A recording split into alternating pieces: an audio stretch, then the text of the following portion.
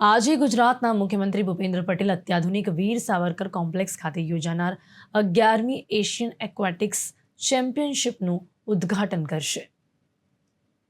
અમદાવાદના નવનિર્મિત અત્યાધુનિક વીર સાવરકર સ્પોર્ટ્સ કોમ્પ્લેક્સ ખાતે આજથી શરૂ થનારી 11મી એશિયન એક્વેટિક્સ ચેમ્પિયનશિપમાં કુલ 29 દેશોના 1100થી પણ વધુ ખેલાડીઓ ભાગ લઈ રહ્યા છે, જેમાં ભારતના 20 પુરુષો અને 20 મહિલાઓ સહિત કુલ 40 તરવૈયાઓ પણ સામેલ છે। આ ઇવેન્ટ જાપાનના નાગોયામાં આવતા વર્ષે યોજાનારી એશિયન ગેમ્સ માટે ક્વોલિફાઇંગ ઇવેન્ટ તરીકે કામ કરે છે।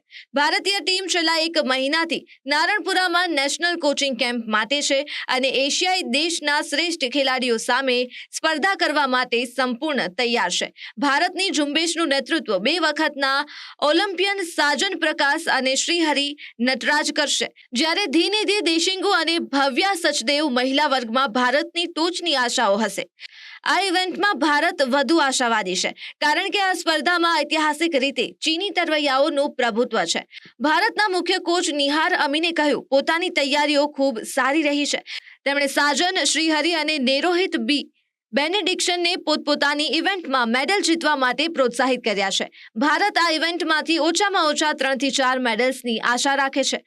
મહિલાઓમાં ધીનિધિ, ભાવ્યા, નીના વેંકટેશ અને સૌબ્રીતિ મંડલ જેવા ખેલાડીઓ ભાગ લઈ રહ્યા છે। કુલ 10 પુરુષોની વોટર પોલો ટીમ અને 8 મહિલા વોટર પોલો ટીમ આવતા વર્ષે જાપાનના નાગોયામાં યોજાનારી એશિયન ગેમ્સ માટે પોતાનું સ્થાન સુરક્ષિત કરવા માટે આ સ્પર્ધા કરશે।